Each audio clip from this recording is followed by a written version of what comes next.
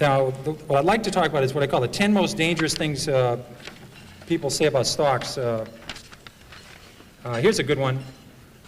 If it's gone down this much already, it can't go any lower. I remember when Polaroid went from 140 to about 107, and people said, if you ever get Polaroid under 100, you've got to buy it. You just back up the truck, buy the stock, you know. Stock you get to 110, then rally, fall 103, you go 112, go 105. They said, gets under 100, buy Polaroid. Polaroid broke 100, people started buying it, and within 9 months, the stock was 18. I saw the same thing with Avon Products. So just saying, it's gone down this far, how much lower? I mean, it's crazy, but, it can keep going. In fact, I tried this out. Kaiser Industries, I was a new analyst at Fidelity, and we were about to buy the biggest block ever at Kaiser Industries. The stock had gone from 29 to 17. We're about to buy the largest block ever in the history of the American Stock Exchange. We bought, 10 or 15 million shares. At 15 3/4, I said, my God, the stock's gone from 29 to 17. How much lower can it go? So we bought this enormous block at 15 3/4. So I called my mother and I said, Mom, I guess stock at Kaiser Industries, it's 10. So about 3 months later, I said, you ought to buy this. It's gone from 29 to 10. How much lower can it go? Well, it went to 9, it went to 8, it went to 7, it went to 6, it went to 5, it went to 4. Now, fortunately for me, this happened very rapidly, or I'd be working at the Stop and Shop bag and behind the lines instead of Fidelity. So fortunately, this was compressed in only about 6 months. So I had to go to the fund manager and say, I was a little bit early on this at 15 3/4, but we call this premature in the business. I had a correction, which is a euphemism for losing a lot of money rapidly. So I said, let's check this again. The stock's 4. They own 45% of Kaiser Aluminum. They own 59% of Kaiser Steel. They own 38% of Kaiser Cement. They own all of Kaiser Electronics, all of Kaiser Broadcasting, which had 7 TV sets. They own Jeep. They had Kaiser Fiberglass. I said about Kaiser Sand and Gravel. They had a bunch of other Kaisers, and they had no debt. Now, in this room, because I know Freeman Billings is very interested in financial stocks, no one's ever gone bankrupt without any debt. Now, that would take a real, I think you have to give some kind of distinguished service award to somebody who did that. But they had no debt, and I said, it's not going to go to 0. I was wrong when I said it can't go below 15. So we hung on, and within 3 years, they gave out the shares in Kaiser Steel, gave out the shares in Kaiser Cement, gave out the shares in Kaiser Steel and Aluminum, and they sold off all the businesses. You got about $55 a share. But if you didn't know the story, and the stock went from 15 to 11, and you're just saying, how much lower can it go? When it went to 9, went to 8, you would have gone. So you can't just say it can't go any lower, because I saw Taco Bell go from 14 to 1 in 1974, and they had no debt and making 60 cents a share. There's a corollary to that that's even more dangerous. If it's gone this high already, how can it possibly go lower? Higher, sorry. Philip Morris, adjusted for splits, sold for 12 cents in 1951. And then it goes to 60 cents in 1961. So it goes up 5-fold, and you say to yourself, how much, this it never sold for that, but just for splits, you say, how much higher can this go? It's gone up 5-fold. They missed the power of Marlboro. They missed there's 220 countries in the world. They missed the cash flow of the company. They missed everything. This stock was a 100-bagger after going up 5-fold. But people sold it just saying, how much higher can it go? Can't go any higher. They did the same at Home Depot. They did the same with Toys R Us. I did the same thing at Toys R Us. Just saying it can't go any higher, it's gone this much already, that's very dangerous, and don't use that one. And it's a very bad thing to do. Eventually, they always come back. Here's another one that sucks. That's a technical stock market term we just use only in the stock market. The RCA just about got back to its 1929 price when it was backed out by GE. Manville never came back. International Harvester, even with its name changed and adjusted for splits, hasn't got all the way back yet. Western Union, double knits, remember those wonderful things? Floppy disks. They don't have to come back. But they say eventually they always come back. Not true. Here's a great one. It's $3. How much can I lose? This is a great one. You see, get out. This is, I don't have a computer and I can't do high-level math, but just do this one. So let's say your neighbor buys $10,000 of a stock at 50, and the stock's now 3, and you put $25,000 in at 3. If it goes to 0, who loses the most? A lot of people cannot answer this question. I mean, if you put $1 billion in at 3, you can lose $1 billion. I mean, they blow taps on lots of companies every year. You know, you just have, they can go to zero. Here's a good one that helped me a lot. It's always darkest before the dawn. This business is terrible. It's awful. You ought to buy the group. This is not a good way of making money. Here's one you're probably talking about before lunch, freight car deliveries. In 1979, there was 96,000 freight cars delivered in the United States. 2 years later, it fell to 45,000, the lowest in 23 years. So it goes from 96,000 to 45,000. People say business is awful, it's horrible, pathetic. Then it falls to 25,000. They say, just load up. There's about 15 opportunities to lose money. There's about 15 suppliers of freight cars, 15 manufacturers. Business was awful. Well, last year we shipped 7,000 freight cars in the United States. The business just continued to be miserable. And I'll give you one that's there's even greater opportunity to lose money on. Energy services industry. This we all had a great opportunity to get our heads handed to us. In 1982, there was 11,000 of those oil rigs drilling those holes all over Oklahoma and Texas and Colorado. We used to have the rig count every week. And the rig count fell from 11,000 in 82 to 6,000 in 83. Then it fell a little bit lower in 84. And there's hundreds and hundreds of companies here. Companies that made the muds and did the downhole stuff, the fracturing companies, the well companies, all the measurement companies, the Schlumbergers, the bid companies. Lots of opportunities to lose money here. There's an equal opportunity here for serious losses. And the people said, listen, the business is terrible, let's buy these groups. Well, the rig count was only 1,000 3 years ago. So it went from 11,000 to 6,000 to 5,000, then 8 years later it was under 1,000. The industry really started to turn about 2 years ago. So just saying the business can't get worse. I was lucky enough, in addition to having the metals industry when I started Fidelity, I had the textile industry, which is a great group to follow. Because you follow companies like J.P. Stevens, was founded in the 18th century, and West Point Pepperell was founded in the 18th century. Burlington Industries was one of the new companies that was founded in 1904. These people have been through recessions, depressions, world wars. They've seen it all. There's a great expression in the textile industry.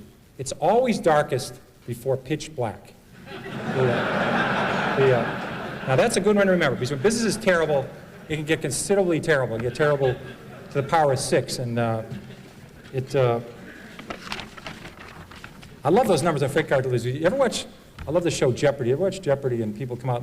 They will know those numbers. Remember, they'll know the numbers. And they'll know, you know, what country Box took his first vacation in, and they'll know Phil Rizzuto's batting average and what his wife's first name was, and they'll know the stock symbols of Xerox before it was Haloid, or, you know, they know everything. And you watch the show, and you feel like an absolute idiot watching the show, because they answer all these questions. But they're really smart. I've owned this stock before, King World. Right after it, they show Wheel of Fortune. And what happens is they'll have this word up there, and it'll be TH, and there's a T, and it's, I buy a vowel here, I buy a U, you know, buy an I, and you know, Vanna spins the wheel, and they buy the A, and you know, you're redeemed by watching the Wheel of Fortune after feeling like an absolute jerk on the Jeopardy game, and it's really smart. When I rebound to 10, I'll sell. Here's a great rule. Somebody buys a stock at 10, and it falls to 6. They say, if it gets back to 10, I'll sell. Now, I think the math, 4 and 6, I can handle this level math. I think that's about a 66% return. You ought to buy it. If you think it's going back to 10, you ought to buy the hell out of the damn thing. But they think if it gets back to 10, I'll sell. Now, what you ought to do is never put down a round number, because I think for the next 26 years, this stock will go between 5 and 9 1/4. It'll never get to 10. So maybe put 9 1/8 or 8 3/4. But just saying the stock, if it gets back to what I paid for it, this is a very important rule. This is one of the key rules. The stock doesn't know you own it. Remember that.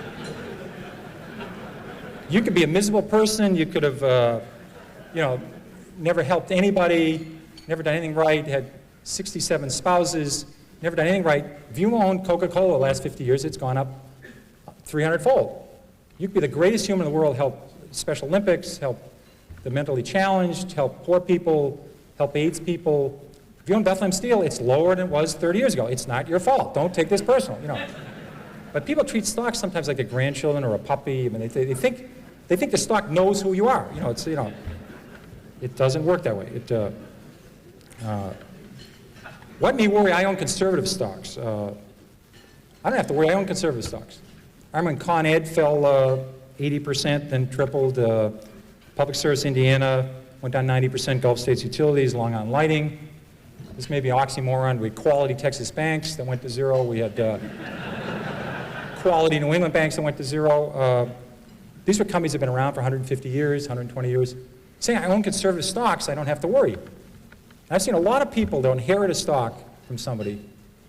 They'll say, you know, my mother said on her deathbed, don't sell the Long Island Lighting. You know, you always wondered, you know, she's going to heaven, or hopefully where she's going to heaven. You know, they talk about a Little League game or a vacation or a game of hearts they had. Or imagine talking on your deathbed about Long Island Lighting. And you say, well, you know, but you get these stories all the time. And I think your mother would have noticed, she wouldn't have sold at 29, but she would have noticed they had this little plant that was about $6 billion over budget. No one wanted it and wasn't working, and Long Island stopped growing. So maybe she would have turfed it at 22 or got out at 18. She wouldn't have let it go to 4.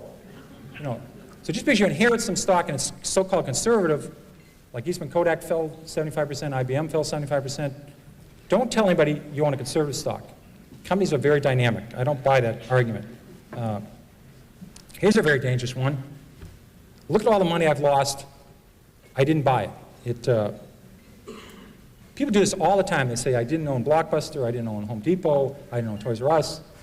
Eric, it was very nice to say some nice things about when I came up here, and Manny has been nice to me. I literally, in one of my books, listed on 2 pages, in the 13 years I ran Magellan, I listed, I think, about 200 stocks, A through L, on the New York Stock Exchange.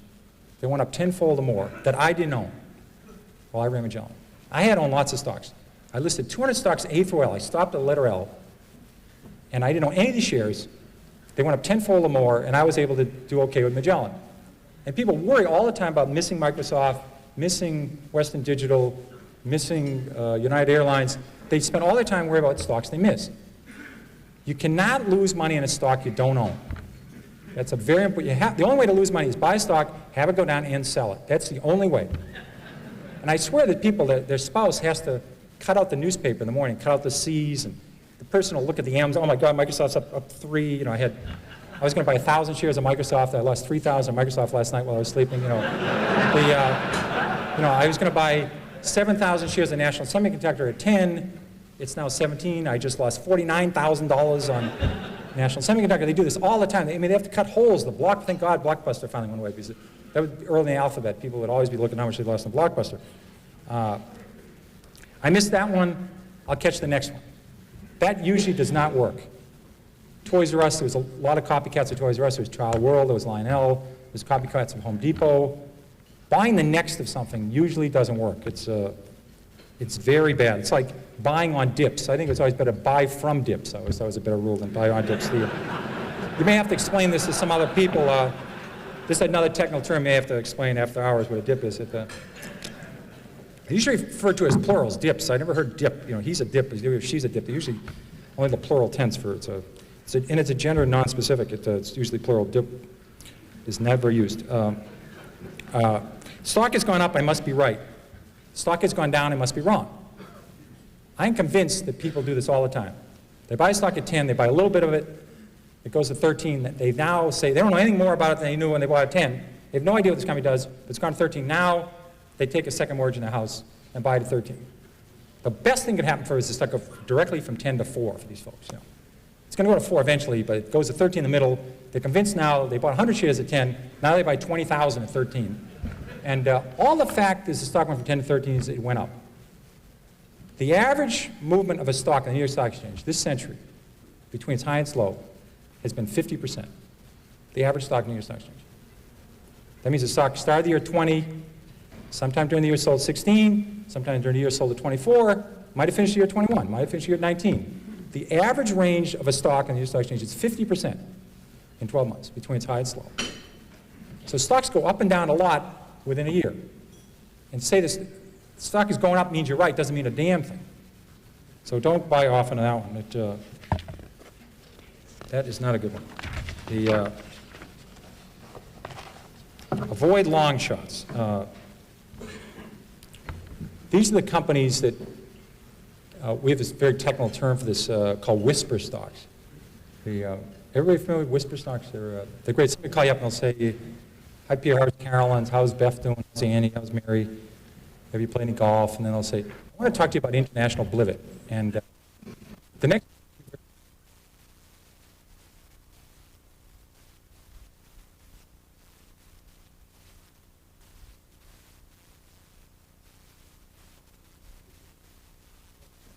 get one of those, they'll get a shorter term in those places where they have Nordic tracks and they put them away and they don't have to make big rocks into small rocks. They just watch movies and they have Nordic tracks, but they will not get these people if they whisper into the phone.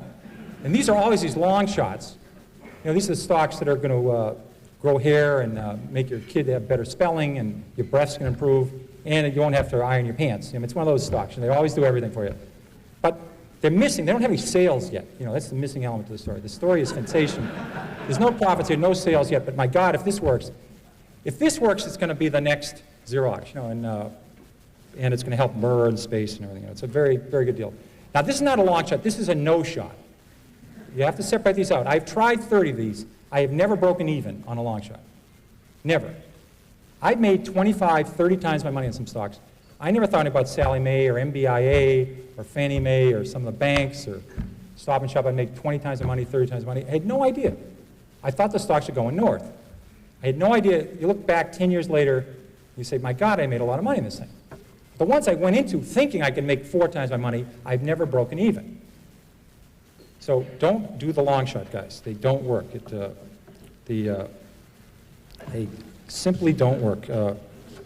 And again, if a stock's 3 and it has huge potential, write down the story, take the stock symbol. If it's going to 300, it's okay to buy it at 15. Check in later. Check a year later. See if it's still listed. See if it still get a quote on it. See if they still have any earnings yet.